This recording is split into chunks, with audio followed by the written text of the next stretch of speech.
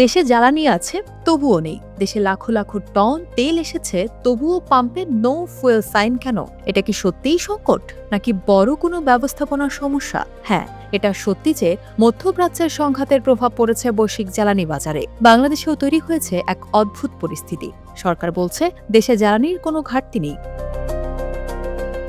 সরকারি তথ্যও বলছে ফেব্রুয়ারি থেকে এপ্রিলের মধ্যে 8,23,000 টনের বেশি জ্বালানি এসেছে দেশে। এর মধ্যে ডিজেলেই এসেছে 6,24,000 টনের বেশি। শুধু তাই নয়, মালয়েশিয়া থেকে 32,000 টন ডিজেল নিয়ে নতুন জাহাজও ভিড়েছে বন্দরে। অর্থাৎ হিসাব অনুযায়ী চাহিদার তুলনায় সরবরাহ যথেষ্ট। কিন্তু বাস্তবতা, রাজধানী থেকে জেলা শহর মফস্বল সব জায়গাতেই দেখা যাচ্ছে একই চিত্র। ঘন্টার পর ঘন্টা লাইনে দাঁড়িয়ে থেকেও অনেকে ফিরছেন খালি হাতে। পাম্পে ঝুলছে নো ফুয়েল নোটিশ। আর তাই যে প্রশ্ন সামনে আসে তা হলো, সমস্যা কোথায়? বিশ্লেষকরা বলছেন এটা সরবরাহ সংকট নয়, এটা পুরোপুরি ম্যানেজমেন্ট ক্রাইসিস বা ব্যবস্থাপনা ঠিক না করতে পারার ব্যর্থতা।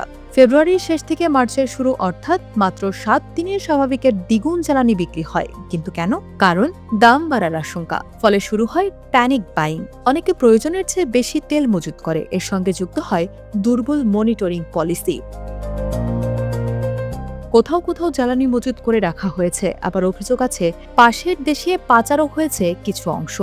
ফলে স্টক থাকা সত্ত্বেও খুচরা পর্যায়ে তৈরি হয়েছে সংকট। বিশেষজ্ঞরা আগে থেকেই বলছিলেন সমাধান আছে। তারা বলেছিলেন odd even number plate system, app based fuel tracking ও ডিজিটাল মনিটরিং ব্যবস্থা শুরু করতে।